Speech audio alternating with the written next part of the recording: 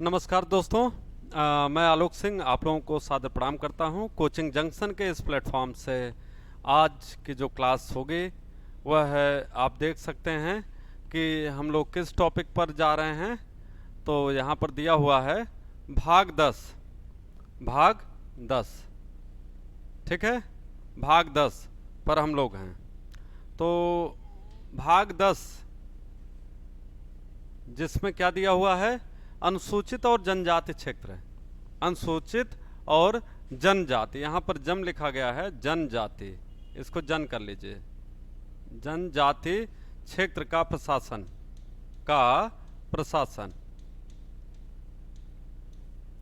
Administration of schedule and schedule tribal areas, यह जो आपका टॉपिक है यह भाग 10 के अंतर्गत दिया गया है। और अनुच्छेद 244 देखिए क्या कह रहा है कि अनुसूचित क्षेत्रों और जनजाति क्षेत्रों का प्रशासन। तो कहता है कि संसद को यह अधिकार प्राप्त होगा कि वह अनुसूचित और अनुसूचित जनजाति क्षेत्रों के प्रशासन से संबंधित विशेष उपबंध कर सकती है। यहाँ पर जो विशेष उपबंध की बात की गई है यह देखिएगा, अनुसूची 5, अनुसूची 5 पहले वाले में अनुसूची 5 के अंतर्गत किसका नाम लिया गया है? आसाम, मेघालय, मिजोरम,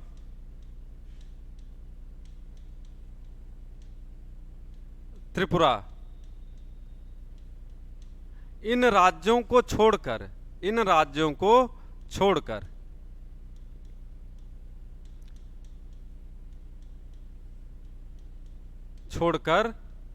अन्य जनजातीय क्षेत्रों का प्रशासन,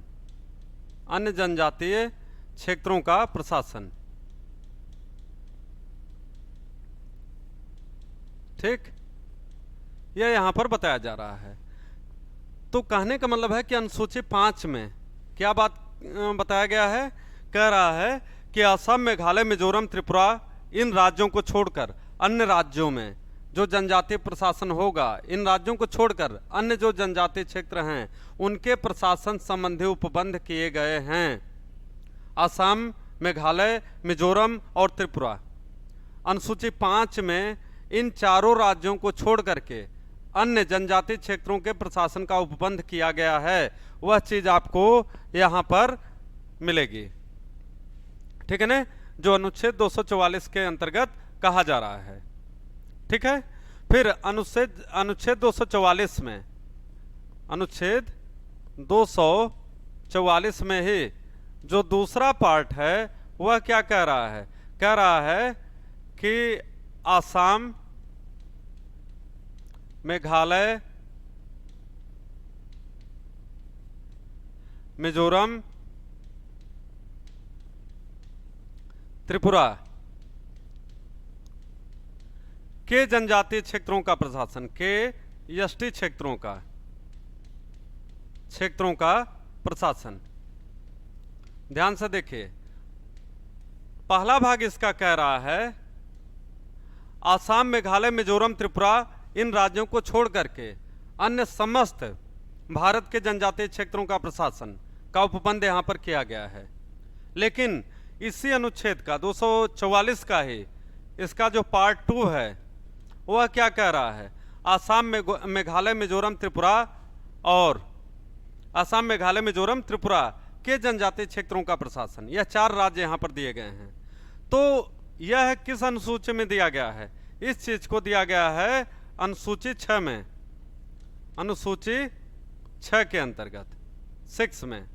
तो यहां पर इन राज्यों के प्रशासन से संबंधित विशेष उपबंध का वर्णन किया गया है। और अनुसूची 5 में अगर हम बात करें तो आसाम, मेघालय, मिजोरम, त्रिपुरा को छोड़कर भारत के अन्य जनजातीय क्षेत्रों के प्रशासन का उपबंध किया गया है।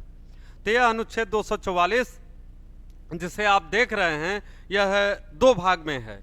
पहले भाग में अनुसूची 5 का उपबंध दिया गया है और दूसरे भाग के अंतर्गत जो है अनुसूची 6 में वर्णित राज्यों की बात की गई है। तो पहले वाले में क्लियर है, इनको छोड़ करके भारत के अन्य जनजातीय क्षेत्रों के प्रशासन की बात की गई है।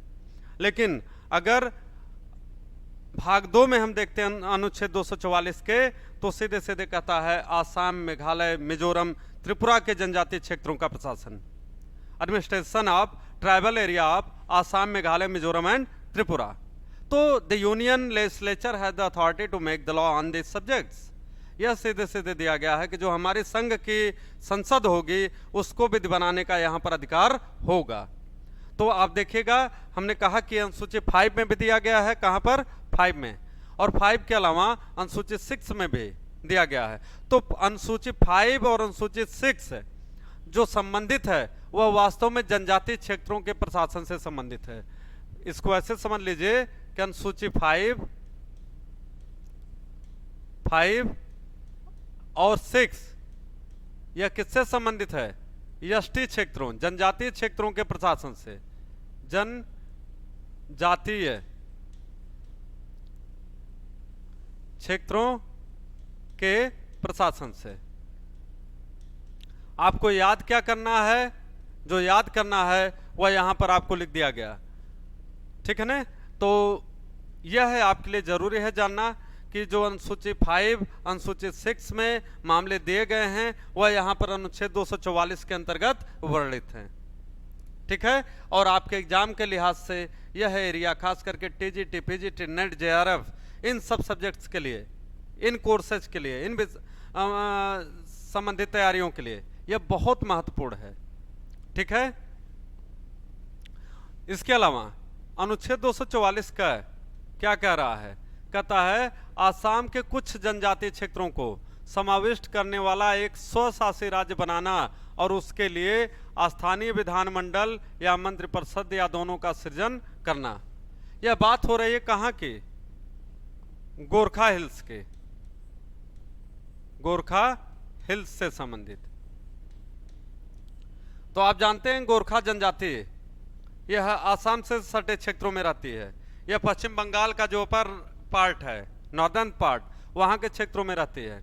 तो कहता है, या बोडो की बात हम कर लें, बोडोलैंड, बोडो जनजाति यह आसाम में पाई जाती है, तो इनकी बात कर लें तो यहां पर सीधे सीधे कह रहा है कि संघ की संसद को यह अधिकार होगा कि वह इन क्षेत्रों के लिए जो विशेष प्रकार की जनजातियां यहां पर पाई जाती हैं उनके लिए यहां पर कह रहा है कि उनको समाविष्ट करने वाला एक स्वशासी ऑटोनॉमस रीजन स्टेट जो है बनाया जा सकता है।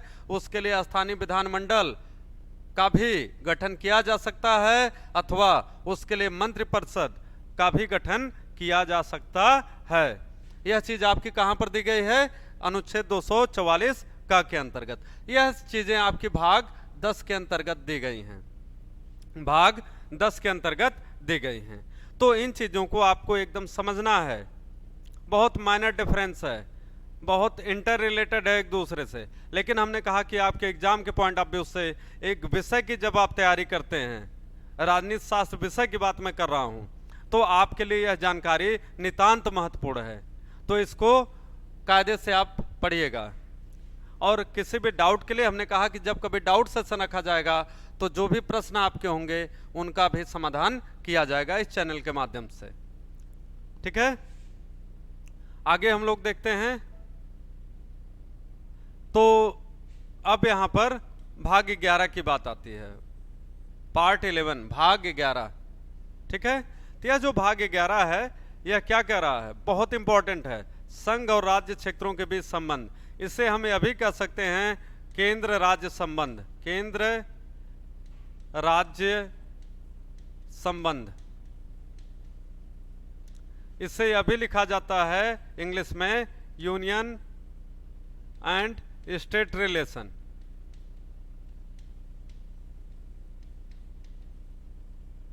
ठीक है? यूनियन एंड स्टेट रिलेशन, ठीक है? यह चीज यहां पर दी गई है, केंद्र राज्य संबंध या यूनियन स्टेट रिलेशन। तो यही कह रहा है कि संघ और राज्यों के बीच संबंध। तो इसकी शुरुआत कहां से होती है? अनुच्छेद 245 के अंतर्गत, अनुच्छेद 245 के अंतर्गत, ठीक है? तो यह जो संबंध है, देखिए, कहता है कि संसद द्वारा और राज्यों के विधानमंडलों द्वारा बनाई गई विधियों का विस्तार। यह कौन सा संबंध यहां पर सिद्ध हो रहा है? विधायी संबंध। कौन सा? विधायी संबंध। इसके हेडिंग आप डाल सकते हैं विधायी संबंध या लेजिस्लेटिव रिलेशन। लेजिस्लेटिव रिलेशन, ठीक है। इस लेजिस्लेटिव रिलेशन या विधायी संबंध के अंतर्गत अनुच्छेद 245 क्या कह रहा है? तो यह कहता है कि संसद द्वारा और राज्यों के विधानमंडलों द्वारा बनाई गई विधियों का विस्तार। अर्थात यहां पर यह कह रहा है कि संसद अपने अधिकार क्षेत्र के अनुरूप विधि बनाने का अधिकार रखती है और राज्य जो है राज्य सूचित संबंधित विषयों पर विधि बनाने का अधिकार रखती है। लाइन क्या कह रहा है कि संसद को संघ सूची में वर्णित उपबंधों पर विधि बनाने का अधिकार है और राज्य को जो है राज्य सूची में वर्णित विषयों पर विधि बनाने का अधिकार प्राप्त है। यह चीज अनुच्छेद 245 के अंतर्गत एक सीधे सीधे भाषा में दी गई है, ठीक है। केंद्र सूची, तो यहां पर संसद, राज्य सूची, तो यहां पर राज्य विधानमंडल,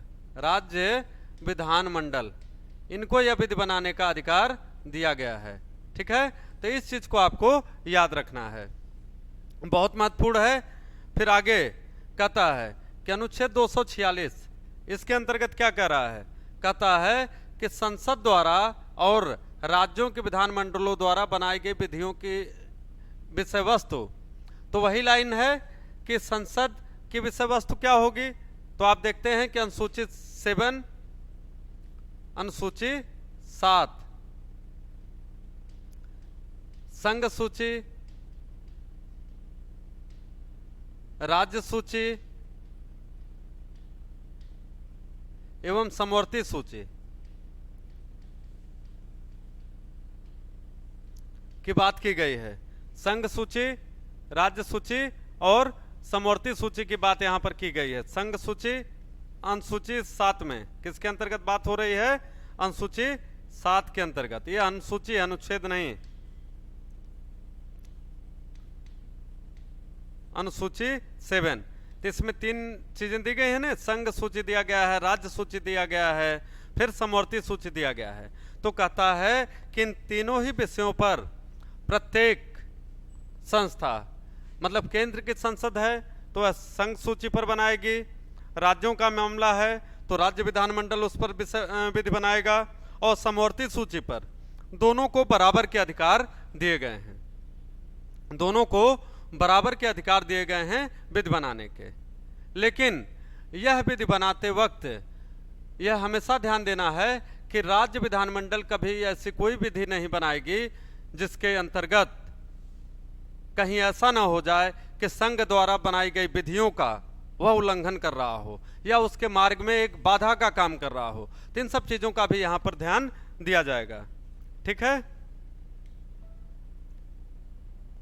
अब फिर आप देखते हैं अनुच्छेद 246 का तो माल और सेवा कर के संबंध में विशेष उपबंध, माल और सेवा कर के संबंध में विशेष उपबंध। तो यहां पर कहता है कि केंद्र एवं राज्य विधानमंडल को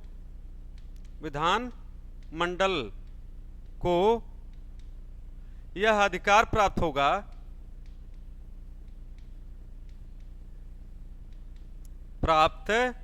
होगा कि वह माल, गुड्स की बात हो रही है यहां पर, और सेवा कर संबंधित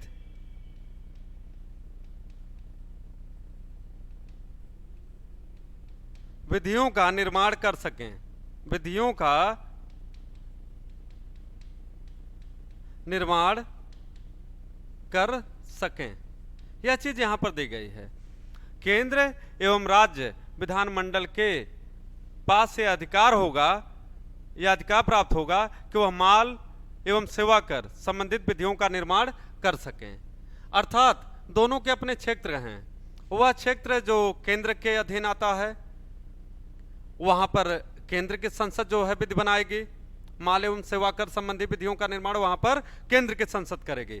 लेकिन अगर कोई ऐसा विषय आता है जहां पर राज्य का मामला बनता है, राज्य को उस पर विधि बनाने का अधिकार दिया गया है, तो वहां पर राज्य की विधानमंडल निश्चित रूप से अथराइज होगी विधि बनाने के लिए। यह चीज यहां पर आपको दी गई है 246 क के अंतर्गत। ठीक है, तो हमें उम्मीद है कि यह है आपको जो विधायी संबंध है, जो विधायी संबंध है, विधायी लेजिस्लेटिव रिलेशन, यह है संबंध आपको समझ में आ रहा होगा। आगे हम लोग देखते हैं अनुच्छेद 247। अनुच्छेद 247 यहां पर क्या कह रहा है?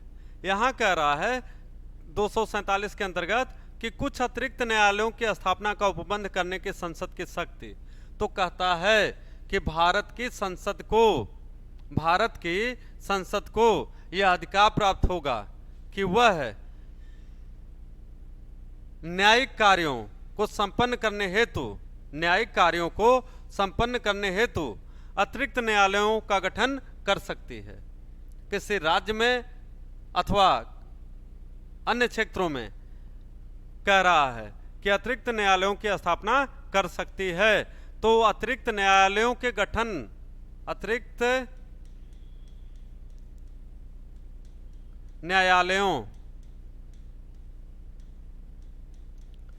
गठन की शक्ति किसके पास है? तो कहता है कि भारत की संसद के पास यह अधिकार है। तो संसद विधि बना करके भारत में न्यायिक कार्यों को संपन्न कराने हेतु, उनके सुचारू रूप से संपन्नता हेतु प्रतिबद्ध रहेगी। तो कहने का मतलब क्या है कि केंद्र की संसद इस मामले में एकाधिकार रखती है कि वह अतिरिक्त न्यायालयों के गठन को कर सकती है। इसलिए मैंने कहा कि यह संसद का एक विशेष अधिकार है कि किसी भी न्यायालय का जो गठन होता है वह संसद द्वारा स्थापित विधियों के अनुरूप ही किया जाएगा और उसके द्वारा स्थापित किसी भी न्यायालय के आदेश को मानने के लिए वह क्षेत्र बाध्य होगा। ठीक है, तो अनुच्छेद 247 आप यहां पर देखें। 248 कह रहा है अवशिष्ट विधायी शक्तियां। तो अवशिष्ट शक्तियों का जो कंसेप्ट लिया गया है भारत के संविधान में, कहां से लिया गया है? अवशिष्ट विधायी शक्तियों का जो कंसेप्ट लिया गया है, हमने कहा भारतीय संविधान में कहां से लिया गया है? कनाडा के संविधान से। कहां से? कनाडा के संविधान से लिया गया है। कनाडा के संविधान से लिया गया है इसको। ठीक है ना, अवशिष्ट शक्तियों का जो कंसेप्ट है। और यहां पर क्या कह रहा है? यहां पर जो कह रहा है वह यह कह रहा है कि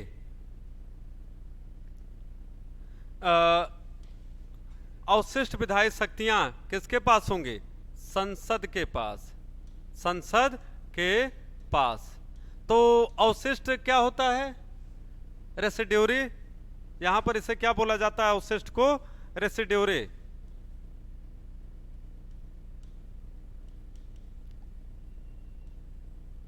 रेसिड्यूरी।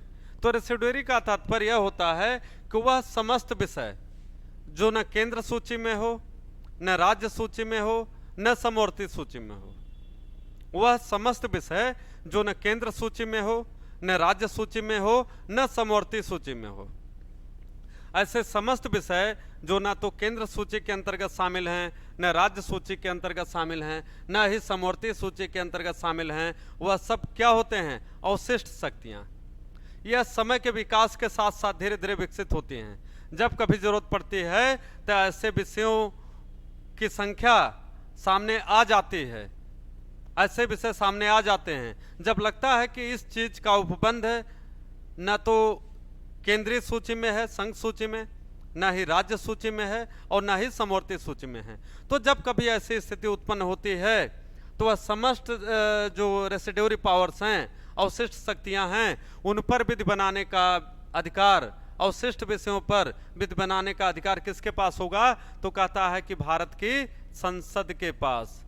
संसद को यह अधिकार प्राप्त होगा कि वह अवशिष्ट विषयों पर विधि का निर्माण कर सके। अवशिष्ट आपने समझ लिया कि वह समस्त विषय जो ना तो केंद्र सूची में हो, न राज्य सूची में हो, न समवर्ती सूची में हो, उसे क्या कहा जाता है? अवशिष्ट। ठीक है। इसके बाद अनुच्छेद 249 बहुत महत्वपूर्ण है। यह जो है बहुत महत्वपूर्ण है। तो 249 के अंतर्गत क्या कहा जा रहा है? ध्यान से देखिएगा। 249 में कह रहा है कि राज्य सूची के विषय के संबंध में राष्ट्रीय हित में विधि बनाने की संसद की शक्ति। तो कहता है कि राज्य सूची पर, पहला प्रश्न ध्यान से सुनिए, राज्य सूची पर विधि बनाने का अधिकार किसे होगा? राज्य सूची पर विधि बनाने का अधिकार किसे होगा? राज्य सूची पर विधि बनाने का अधिकार होगा राज्य की विधानमंडल को। राज्य की विधानमंडल को। ठीक है। राज्य की विधानमंडल को राज्य सूची के विषय में विधि बनाने का अधिकार प्राप्त है। या तो क्लियर है? ठीक है। अब आगे जरा देखिए कि इसमें और क्या कह रहा है। इसमें यह कह रहा है कि यह जो राज्य सूची का विषय है, जो राज्य सूची का विषय है, इस विषय पर राष्ट्रीय हित में विधि बनाने की संसद की शक्ति होगी। लेकिन कब? कहता है कि जब राज्यसभा अपने 2/3 बहुमत से यह प्रस्ताव पास करती है कि अमुक विषय, मतलब राज्य सूची में अमुक विषय राष्ट्रीय महत्व का है,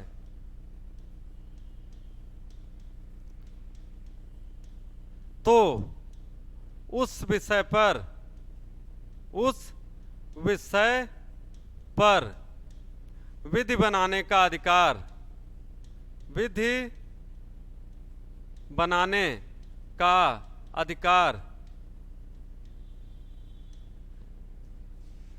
केंद्रीय संसद को प्राप्त हो जाता है। तो लाइन आपने ध्यान से सुनी, इसको पढ़ लीजिए। कहता है कि जब राज्यसभा अपने 2/3 बहुमत से यह प्रस्ताव पास करती है कि अमुक विषय, मतलब राज्य सूची में कोई विषय हो, तो राज्यसभा, केंद्र की राज्यसभा अपने 2/3 बहुमत से यह प्रस्ताव पास करती है कि अमुक विषय जो राज्य सूची में वर्णित है वह राष्ट्रीय महत्व का है, तो उस विषय पर विधि बनाने का अधिकार किसको प्राप्त होगा? तो कह रहा है केंद्रीय संसद को प्राप्त होगा। केंद्रीय संसद को यह अधिकार प्राप्त होगा कि वह उस विषय पर, क्योंकि वह राष्ट्रीय महत्व का है, तो उस पर विधि बना सके।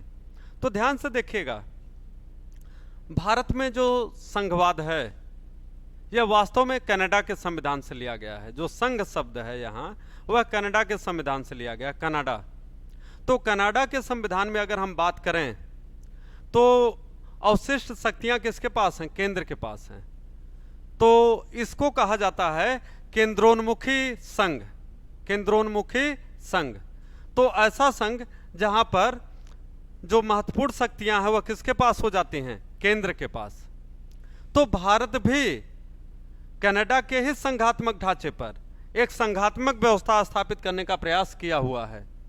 हमने अमेरिका के संविधान से संघ शब्द नहीं लिया है, बल्कि हमने कनाडा के अर्थ में यूनियन शब्द लिया है। यूनियन, फेडरेशन शब्द का प्रयोग नहीं किया है।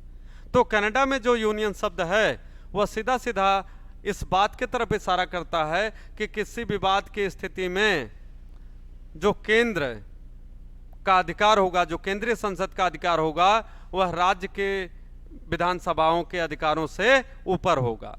तो कहीं न कहीं केंद्र ने अपना नियंत्रण यहाँ पर स्थापित किया हुआ है। तो यहाँ पर राज्यसभा को एक विशेषाधिकार प्राप्त हो जाता है कि अगर राज्यसभा राज्य सूची में वर्णित किसी विषय को यह घोषित कर देती है कि अमुक विषय राष्ट्रीय महत्व का है, तो उस राष्ट्रीय महत्व के विषय पर विधि बनाने का अधिकार किससे प्राप्त होगा? तो कहता है कि केंद्रीय संसद को प्राप्त हो जाता है। ध्यान से देखिए, इसके भाव को समझिए, इंटेंशन को समझिए कि हमारे संविधान निर्माता कहीं न कहीं इस बात से ताल्लुक रखते थे, इस बात से वाकिफ थे कि अगर राज्यों को ज़्यादा शक्तियां प्रदान कर दी जाएं तो हो सकता है कि भारत विभाजन जैसी जो चीज़ हमने देखी थी उस चीज़ से भारत को बचाना था। तो भारत भविष्य में कभी विखंडित होने की अवस्था में न पहुंचे, बंटवारे की स्थिति में न पहुंचे, इसलिए एक सशक्त केंद्र की स्थापना का वर्णन यहाँ पर दिख रहा है। केंद्र की जो शक्ति है वह आपको प्रत्येक अनुच्छेद में दिखेगी कि कहीं न कहीं यह संविधान में केंद्र के पाले में ही मामला है सारा। वह जैसे चाहे गेंद को पुश कर सकती है, हिट कर सकती है, ठीक है ना। तो अंतिम शक्ति किसके पास है? तो वह कहता है कहीं न कहीं वह केंद्रीय संसद को प्राप्त है। तो अनुच्छेद 249 इस मामले में मित्रों बहुत महत्वपूर्ण है कि आपके एग्जाम में सबसे महत्वपूर्ण अनुच्छेदों में से एक है। यह बार बार पूछा जाता है, रिपीटेडली पूछा जाता है। जब आप टीजीटी, पीजीटी, नेट, जेआरएफ या हायर एजुकेशन या हम कहें कि कोई अन्य एग्जाम जो महत्वपूर्ण होता है आपके लिए, उन सभी एग्जामों में, सभी परीक्षाओं में अगर हम बात करें तो अनुच्छेद 249 पूछा जाता है। क्यों? क्योंकि यह कहीं न कहीं दो बातें यहाँ पर स्पष्ट हो जाती हैं। एक, 249 जो अनुच्छेद है, अनुच्छेद 249, यह राज्यसभा का विशेषाधिकार है कि उसी को यह अधिकार है कि वह राज्य सूची में वर्णित किसी विषय को क्या घोषित कर सकती है? राष्ट्रीय महत्व का, राष्ट्रीय महत्व का घोषित कर सकती है। और दूसरी बात आपको यहाँ पर ध्यान देनी है कि अगर यहाँ पर इस तरीके की चीज है तो यह भी क्लियर कर दे रहा है कि किसी भी रूप में जो भारत की संसद है, संघ की जो संसद है, उसका अधिकार क्षेत्र बहुत व्यापक है। वह कहने का मतलब जो अंतिम चाल है वह अपने ही हाथ में रखती है, ठीक है। तो हमें उम्मीद है कि अनुच्छेद 249 में आपको कोई डाउट नहीं बचा होगा। आगे चला जाए।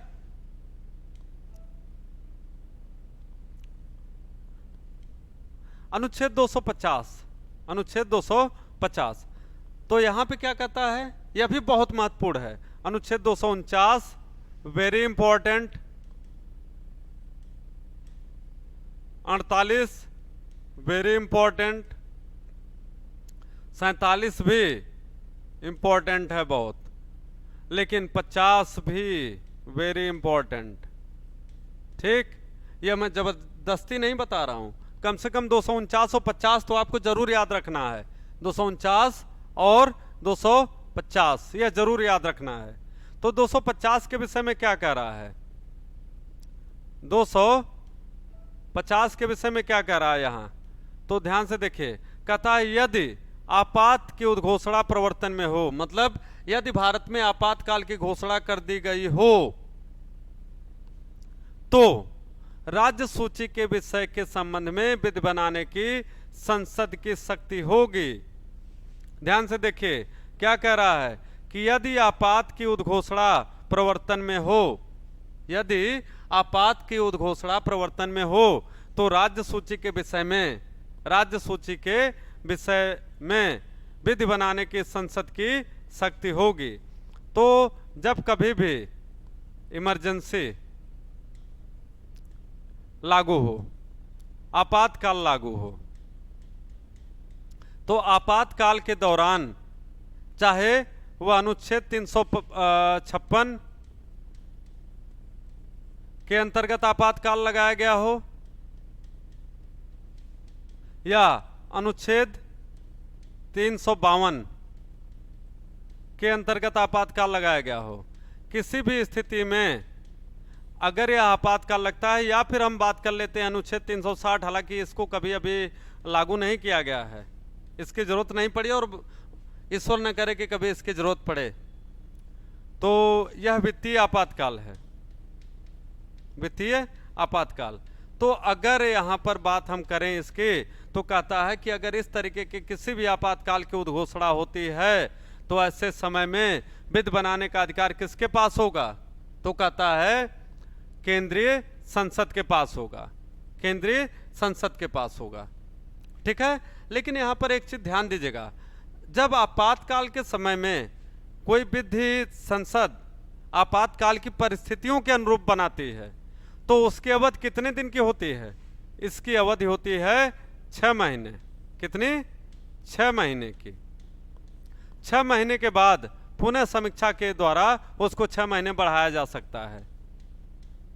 ठीक है ना, तो कहने का मतलब है कि अगर आपातकाल किसी राज्य में घोषित है या भारत में घोषित है तो ऐसे आपातकाल के समय में राज्य सूची के विषयों पर भी विधि बनाने का अधिकार किसका होगा, तो कहता है केंद्र की संसद को होगा। और केंद्र की संसद जब ऐसे किसी विषय पर विधि बनाएगी तो उसकी अवधि कितनी होती है, तो कहता है कि 6 महीने।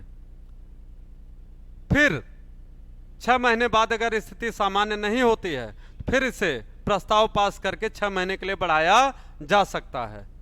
तो ऐसे करते करते इसको आगे बढ़ाया जा सकता है, लेकिन एक बार में इसकी अवधि कितनी दी गई है, तो कहता है 6 महीने की। ठीक है ना, 6 महीने से ज्यादा वक्त तक इसको लागू नहीं किया जा सकता है एक बार में।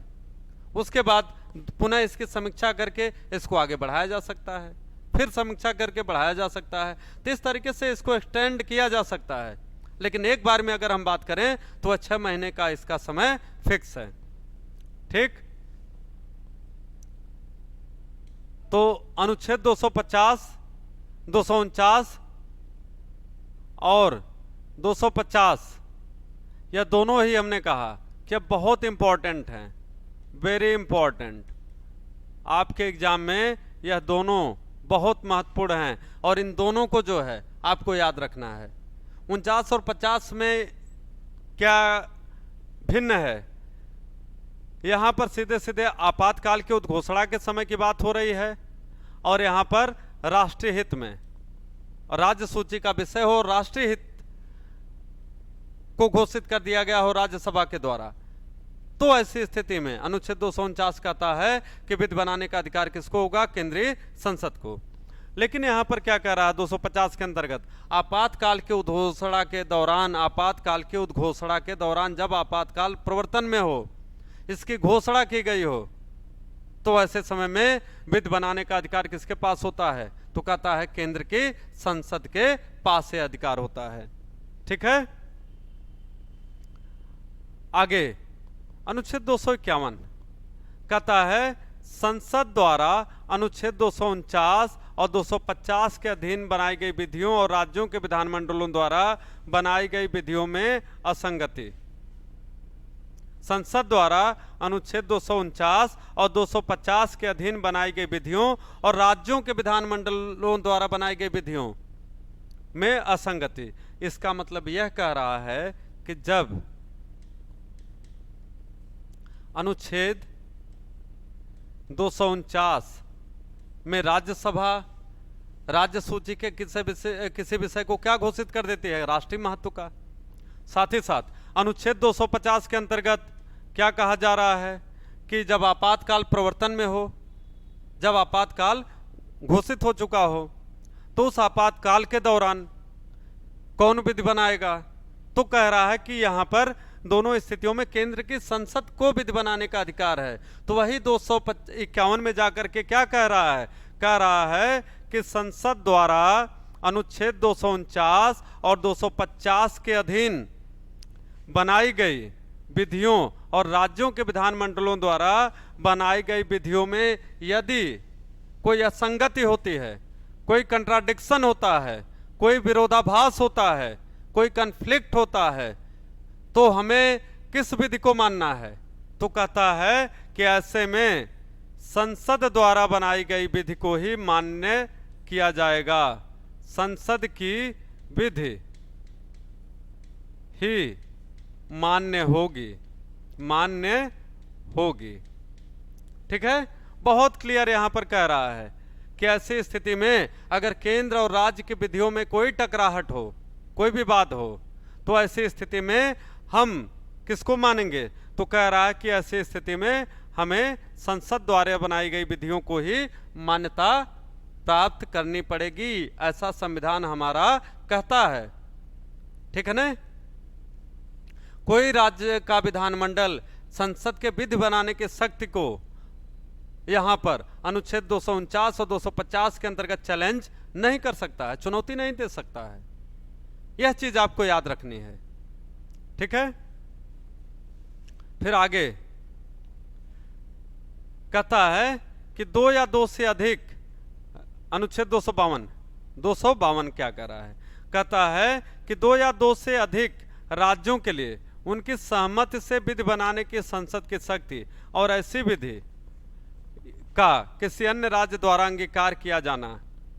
तो कहता है कि अगर दो या दो से अधिक राज्य केंद्र की संसद से, केंद्र की विधायिका से यह सिफारिश करें कि किसी विषय पर आप कानून बना दो, दो या दो से अधिक राज्य किसी विषय पर केंद्र की संसद से यह निवेदन करें, आग्रह करें कि महोदय आप लोग विधि बना दें, तब केंद्र की संसद वहां पर उस विषय पर जिसके लिए आवेदन किया गया है राज्यों के लिए विधि बना सकती है। और जिन राज्यों ने निवेदन किया है उनके अलावा यदि चाहें तो अन्य राज्य भी संसद के द्वारा बनाई गई उस विधि को लागू कर सकते हैं। जब दो या दो से अधिक राज्यों के लिए उनकी सहमति से विधि बनाने की संसद की शक्ति और ऐसी विधि का किसी अन्य राज्य द्वारा अंगीकार किया जाना, तो यहां पर यह लाइन बड़ी स्पष्ट है कि जब दो या दो से अधिक राज्य केंद्र की संसद से यह सिफारिश करते हैं कि आप जो है हमारे लिए विधि बना दो, तो केंद्र की संसद कहेगी ठीक भैया हम तुम्हारे लिए क्या कर रहे हैं, विधि बना देंगे। लेकिन कह रहा कि अगर उनकी सिफारिश पर केंद्र की संसद वह विधि बना देती है तो वह राज्य तो करेंगे ही उसको फॉलो, लेकिन अन्य राज्य भी अगर चाहें तो ऐसी विधि को, ऐसे कानून को अपने यहां लागू कर सकते हैं। यह बात आपके अनुच्छेद 252 के अंतर्गत बहुत स्पष्ट शब्दों में दिया गया है। तो मुझे उम्मीद है दोस्तों आपको यह लाइन समझ में आ रही होगी, बहुत महत्वपूर्ण है। यह बार बार कह रहा हूं, इसका मतलब है कि आपको यह जो टॉपिक चल रहा है यहाँ पर एग्जाम में हमें गलतियों की गुंजाइश ज़्यादा होती है, हम गलतियाँ ज़्यादा कर जाते हैं। ठीक है, तो गलती न हो इसके लिए क्या है कि कायदे से ध्यानपूर्वक कंसंट्रेट हो करके हम इस लाइन को सुने, समझें, इसकी व्याख्या को देखें क्या कह रहा हमारा संविधान। ठीक है, और जब ऐसे विषयों को हम लोग पढ़ते हैं तो यहाँ समझदारी बहुत ज़रूरी है, कंसंट्रेशन बहुत ज़रूरी है। ठीक है, और एक और चीज़ जो मैं सही अर्थों में बोलूं तो कहना नहीं चाहता, लेकिन फिर भी यह कह रहा हूं कि आप लोग वीडियो को देखते रहें। इसको जितनी बार देखेंगे आपको लगेगा कि हम कुछ नया सीख रहे हैं। जितने बार भी देखेंगे आपको लगेगा कि कहीं न कहीं हमें संविधान को ठीक से पढ़ने और उसके ऊपर मनन करने की जरूरत है। तो इसलिए कह रहा हूं कि ज़्यादा से ज़्यादा लोगों को इस चैनल के विषय में बताइए, शेयर करिए, लोगों को सब्सक्राइब करिए, लाइक करिए और इसको देखिए ज़्यादा से ज़्यादा समय तक। इस वीडियो को देखिए, एक बार देखिए, दो बार देखिए, तीन बार देखिए, जब तक समझ में ना आए। और जब भी कभी आप वीडियो देख रहे हो तो हमें सिर्फ सुनना नहीं चाहिए, हमें साथ ही साथ पेन और पेपर, कॉपी ले करके बैठना चाहिए। कि जब हम कभी ऐसी पढ़ाई कर रहे हों तो जो भी महत्वपूर्ण चीज़ें हैं उन्हें हमें नोट करते चलना है। वहाँ पर हमें तुरंत क्या करना है, नोट करते चलना है, उसका एक नोट्स बनाते रहिए साथ साथ, जहाँ पर कोई डाउट हो, ताकि जो आपको डाउट है उसका भी समाधान किया जा सके। ठीक है, हम एक बार पढ़ते हैं तो लगता है हाँ हाँ ठीक है अभी तो याद हो गया है, लेकिन ऐसा होता नहीं है। जब बहुत सारी चीज़ें एक साथ इकट्ठा होती हैं तो कहीं न कहीं हमारा माइंड फिर वहाँ पर घूमने लगता है, हैंगओवर की स्थिति में आ जाता है, समझ आता है यह होगा कि यह होगा, 249 में, 250 में, 251 में, 52 में, कहाँ पर है। तो ऐसी स्थिति से बचने के लिए मैंने कहा ध्यान से पढ़ा करिए, उसको ज़रूर वीडियो देखते रहिए, कई बार देखते रहिए, और ऑनलाइन के मौके को हल्के में मत लीजिए।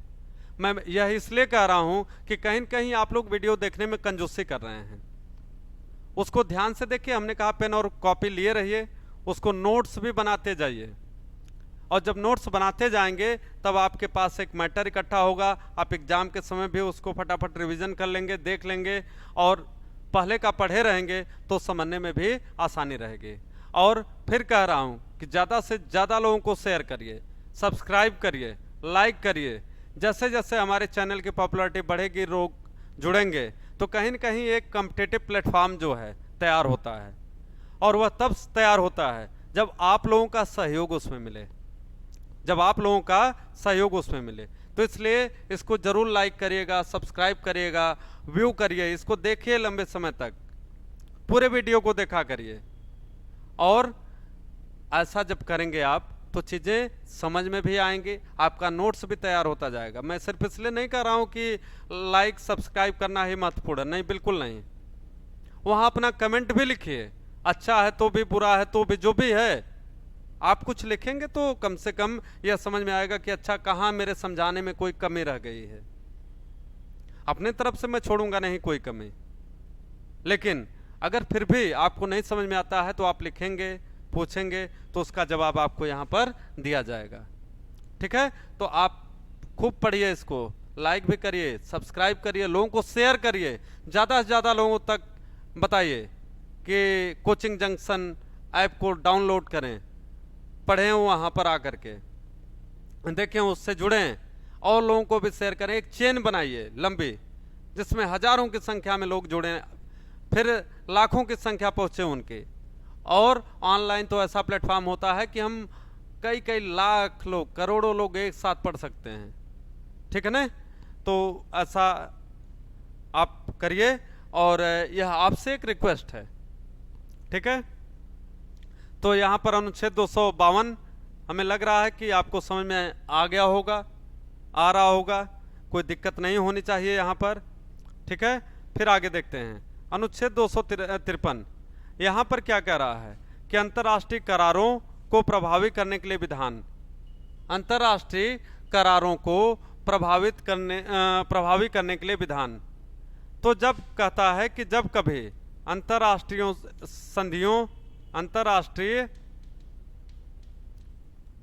संधियों, समझौतों एवं करारों, जो एग्रीमेंट्स होते हैं तमाम दो देशों के मध्य, दो से अधिक देशों के मध्य में, तो कह रहा है कि उसके लिए उससे संबंधित विधि बनाने का अधिकार किसके पास होगा, तो कहता है संसद के पास। विधि बनाने का अधिकार किसके पास होगा, संसद के पास। तो कहता है कि संसद विधि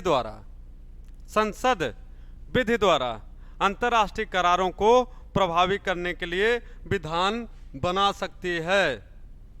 संसद अंतर्राष्ट्रीय करारों को प्रभावी करने के लिए विधान बना सकती है, अर्थात अंतर्राष्ट्रीय संधियों, समझौतों एवं करारों के लिए विधि बनाने का अधिकार किसके पास होगा, कहता है केंद्र की संसद के पास।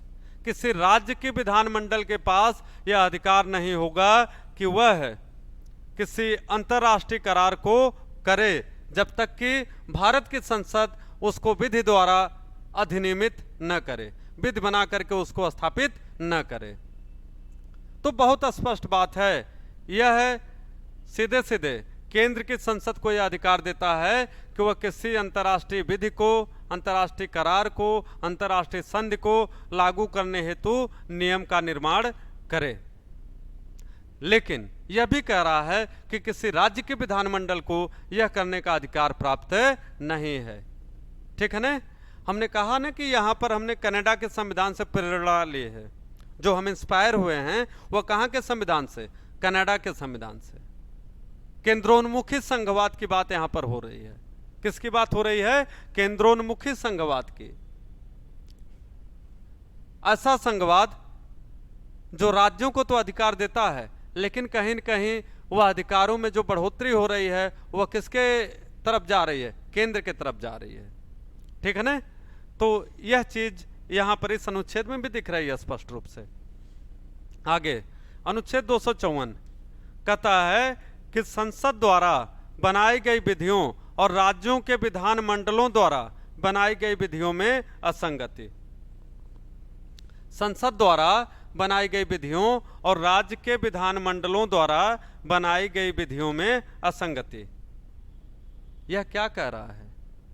यह कह रहा है कि जब संसद कोई विधि बनाती है और राज्य के विधानमंडल कोई विधि बनाते हैं और जब कभी असंगति की स्थिति वहां पर उत्पन्न हो जाती है तो राज्य विधानमंडल और केंद्र के संसद को संविधान दोनों को ही विधि बनाने का अधिकार देता है। लेकिन जब कभी ऐसी असंगति उत्पन्न हो जाती है कि केंद्र का विधानमंडल मतलब संसद और राज्य का विधानमंडल या दोनों आमने सामने हो जाएं, दोनों में एक टकराव हो जाए, तो ऐसे टकराव की स्थिति में ध्यान रखिएगा कि कहता है कि राज्य विधानमंडल द्वारा बनाए गए कानून उस सीमा तक शून्य माने जाते हैं जिस सीमा तक वह केंद्रीय संसद के कानूनों को प्रतिबंधित करते हैं। मतलब जिस सीमा तक वह केंद्रीय संसद द्वारा बनाए गए कानूनों के मार्ग में एक रोड़ा बनते हैं, एक अड़चन बनते हैं, एक बैरियर बनते हैं। ठीक है? तो कहता है कि राज्य विधानमंडल कानून बना सकता है, उसको यह अधिकार प्राप्त है, राज्य सूची में वर्णित किसी भी विषय पर वह कानून बना सकता है। लेकिन अगर उसके द्वारा बनाया गया कोई भी कानून संसद द्वारा बनाए गए कानून के मार्ग में एक रोड़ा बनाता है, एक अड़चन पैदा करता है, एक बैरियर क्रिएट करता है, तो ऐसे स्थिति में यह याद रखना है कि राज्य विधानमंडल द्वारा बनाया गया कानून उस सीमा तक शून्य होगा, उस सीमा तक जहां तक वह संसद द्वारा बनाए गए विधियों को बाधित करता है, उसको एक प्रतिरोध का काम करता है। कहने का मतलब सीधा सीधा है, स्पष्ट शब्दों में, कि ऐसे विवाद की स्थिति में केंद्रीय संसद और राज्य के विधानमंडल में विधि निर्माण को लेकर के जब भी कोई विवाद होगा तो ऐसी स्थिति में हमें मानना किसको होगा? कहता है संसद द्वारा बनाई गई विधि को। ठीक है ना? संसद द्वारा बनाई गई विधि को। ठीक है? तो हमें उम्मीद है कि आपको यह समझ में आ रहा होगा। और यह टॉपिक जो है बहुत महत्वपूर्ण है, बहुत महत्वपूर्ण। हमने कहा कि यहां पर खास करके अनुच्छेद 249, 250 और इसके बाद 252, 253 अंतर्राष्ट्रीय करारों और को प्रभावी करने के लिए विधान, यह सब बड़े महत्वपूर्ण हैं। ठीक है ना?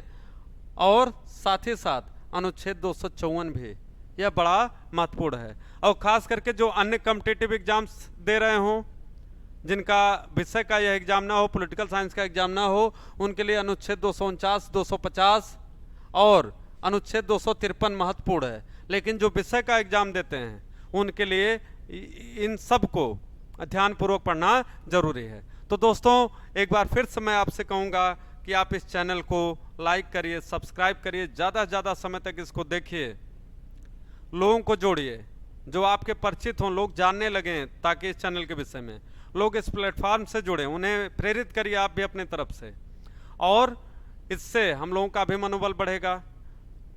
और कहीं न कहीं हमने कहा कि एक जो क्वालिटी टीचिंग है वो आपको इस प्लेटफॉर्म पर मिलेगी। इस बात के लिए मैं आपको इंश्योर कर सकता हूँ, गारंटी ले सकता हूँ आपके तरफ से।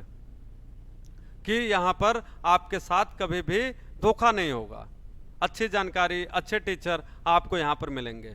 तो आप पढ़िए, एंजॉय करिए, और आगे जो भी अन्य चीज़ें हैं, अभी यह पूरा नहीं हुआ है, तो वह आपको आगे के क्लासेज में पढ़ाया जाएगा। धन्यवाद। आपका दिन मंगलमय हो। Bye bye.